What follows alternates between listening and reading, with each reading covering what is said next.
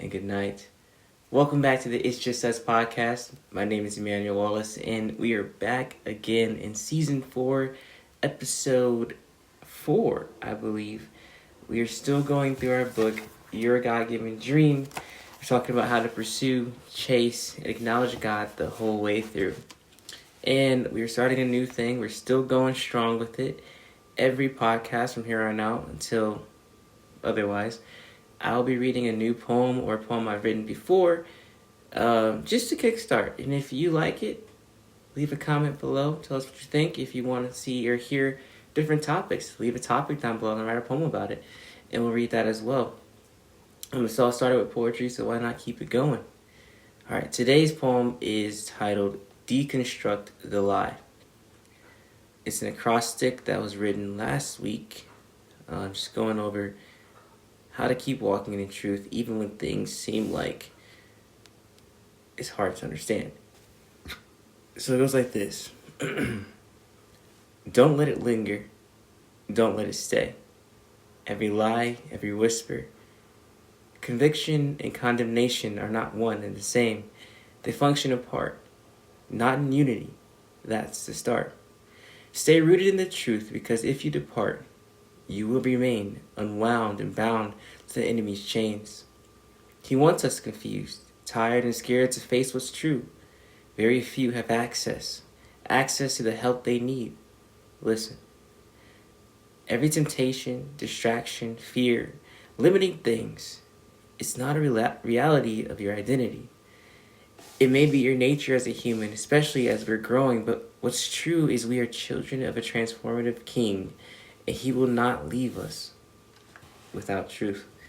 That was Deconstruct the Lie, an acrostic poem. Acrostic poems are when you take a word, you break it down by letter, and you just build based off of that. So Deconstructing the Lie is all about understanding what's true, and what's true is the one that we serve, which is Jesus Christ.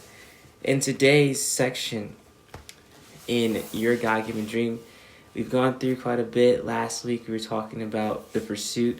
We just read the letter for the dreamers, and that really touched my heart. Just taking those steps and going beyond who you think you may be versus what God knows you are, and trusting him to take you the extra step, to take you beyond what you think you're capable of right now, because it might not seem like it, but every step you're taking has value and has purpose. So I encourage you to keep pursuing your dream, whether it's writing, whether it's singing, whether it's art, whatever it is. If you're creative, you're creative. It's just administrative, it's administrative. If it's ministerial, it's ministerial. Do whatever you feel God is calling you to do, and do it well. Do it with intention and do it with purpose. Because in the end, it will pay off, and you will not regret taking a chance, even if you don't know where, how, when, or even why it'll happen the way it happens. But God has a plan for it. God has a plan for it, and I just pray that you will continue to walk in that light, walk with that confidence, walk with just the knowledge that you're not alone. And if anything, if you feel alone, you got us at Dream Publications and the Dream Chaser Nation. We're always here for you. If you didn't notice, I'm wearing the same sweater I wore last time I recorded, which I just realized, but it happens. Today, we will be reading from Section 2, Chapter 5, titled Substance. And this is just talking about the depth of the dream. I will be going from halfway down page 54 until, just until I feel like stopping. It goes like this. The wealth of a substance-inducing relationship dwells in the resting place of a continuous journey. It must build. It must become a daily commitment to build a bond with the dream and the interpreter. It goes without question that the further you go, the more help and support you'll need. It will be wise to build the principal habits early. Prayer is crucial, for we are commanded to pray without ceasing. Why? Because prayer is our daily communication with God, and without consistent engagement with one another, there will be no growth in a relationship that must be deepened. This is the first key to developing a lasting relationship with your God-given dream. Get to know the interpreter. You're a creator. The next priority is to get to know his voice. You know who God is and what he can do, but how do you hear him? Well, you read his word and take time out of your day to hear from him. He's not a silent God who doesn't respond to your needs. Though sometimes it'll feel as if there is a delay, but don't fret. In due time, your answer will come.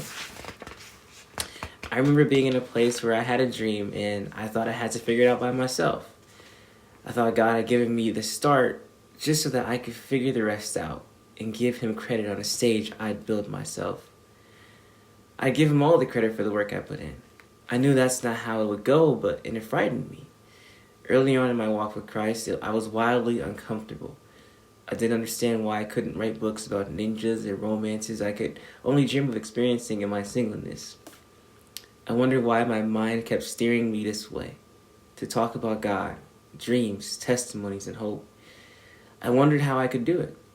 I wondered about who would receive it. I figured that if I found a way, God would make it work.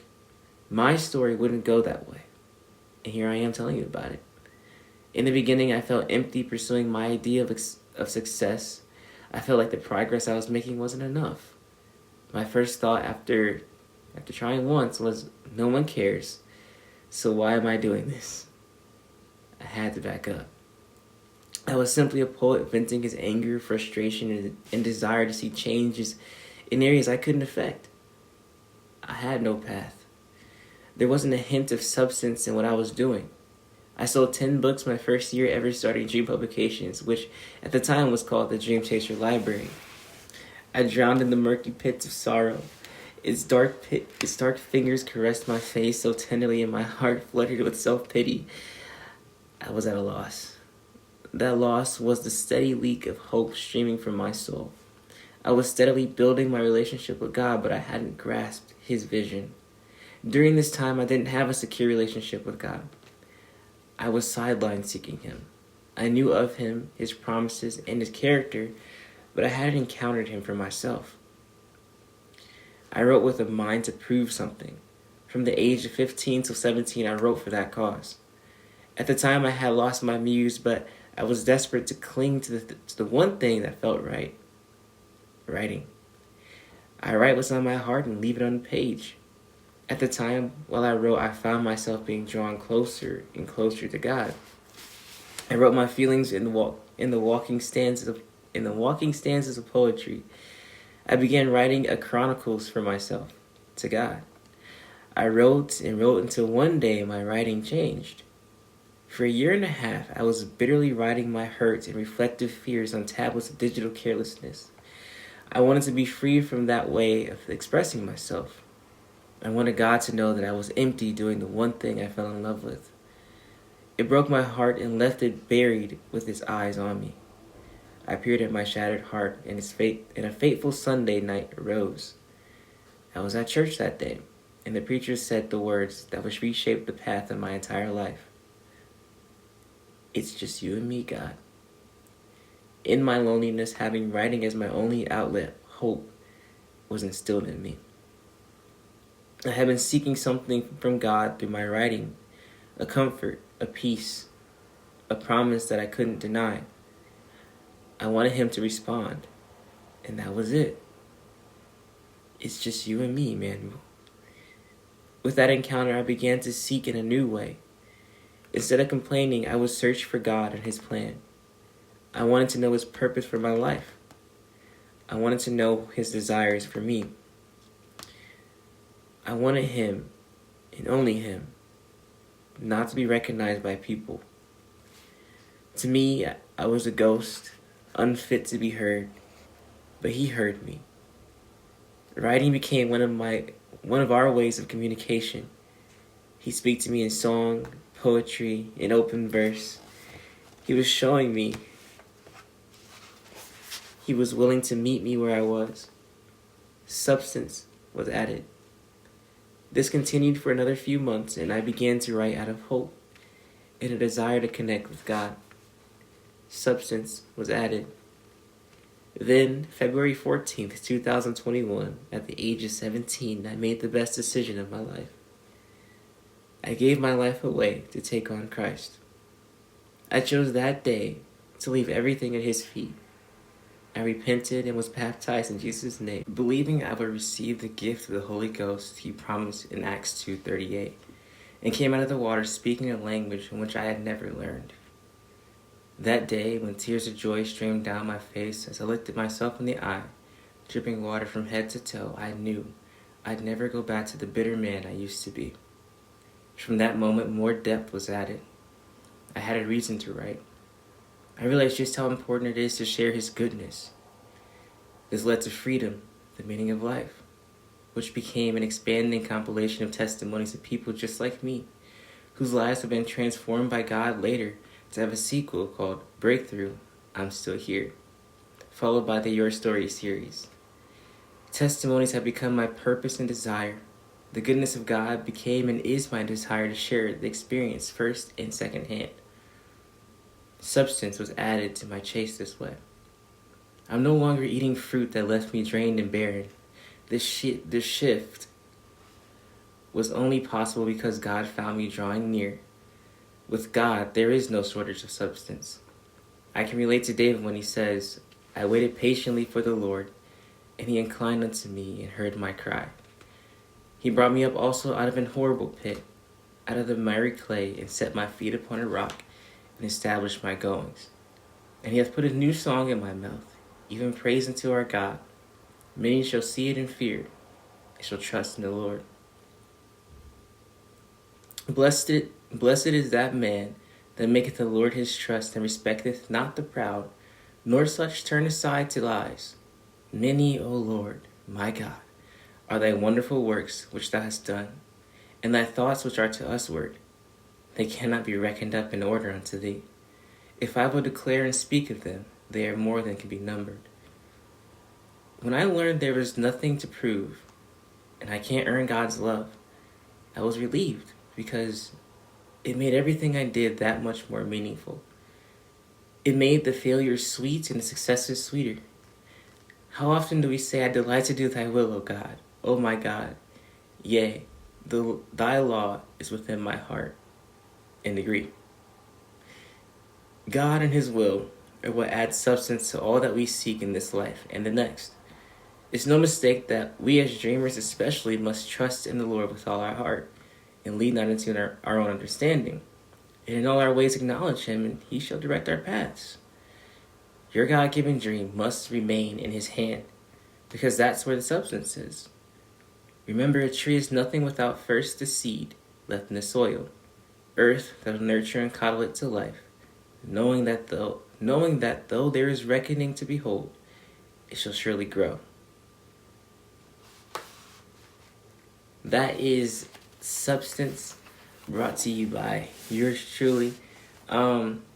This portion was a little bit more personal. Like, there's a section there, I don't know if you guys saw it or not, but I started crying a little bit as I was just telling my story, like how I got here. Like, I didn't just wake up one day and say, oh, I'm going to start a publishing company, let's do it. No, it was a series of just days, hours even, sitting in the kitchen, writing poems or writing books, just venting my frustrations, because I'm a thinker.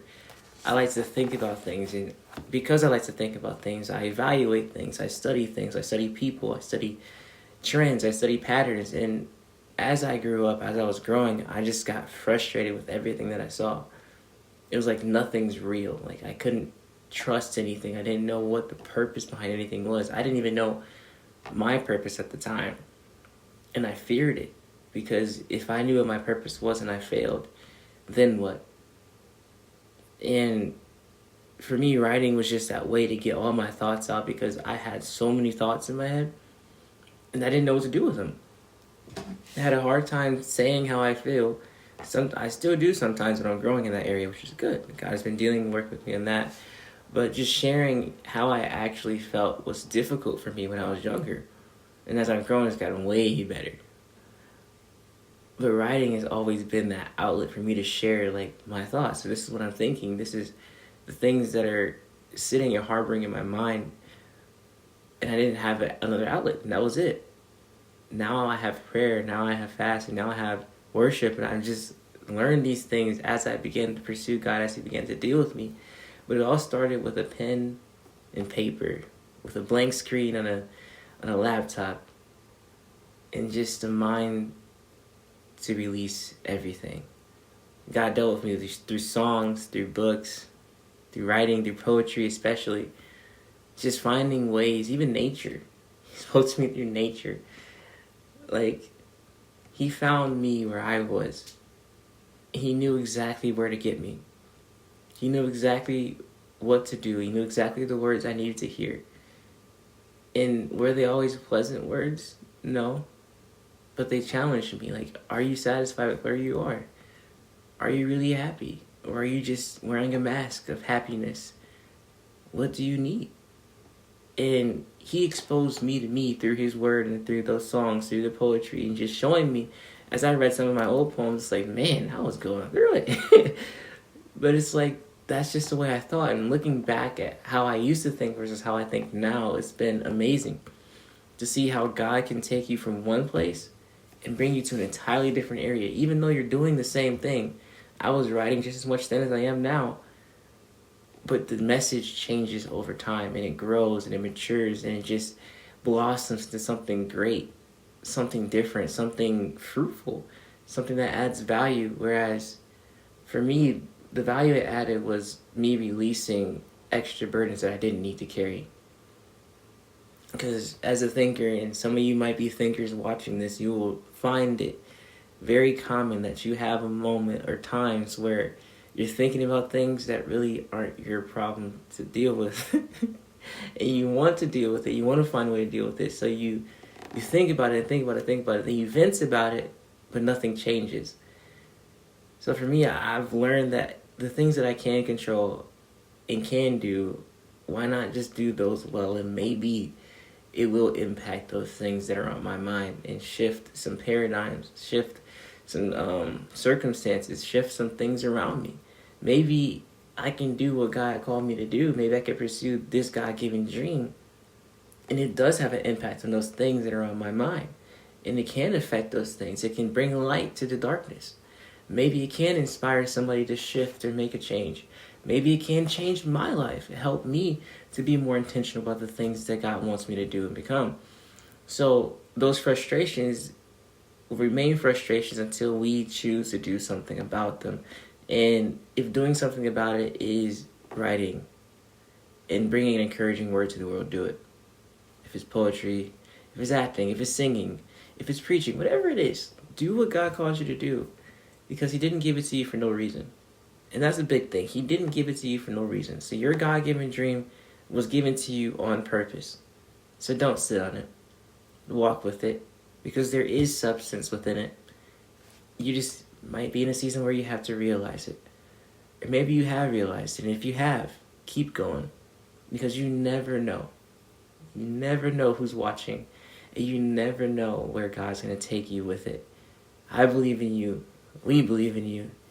And I can't wait to see where you guys go. If you enjoyed this episode, I almost said session. If you enjoyed this episode, leave a comment, leave a like, share it with a friend. Otherwise, you have a great day, a beautiful afternoon, and a brilliant night. Thank you. Peace.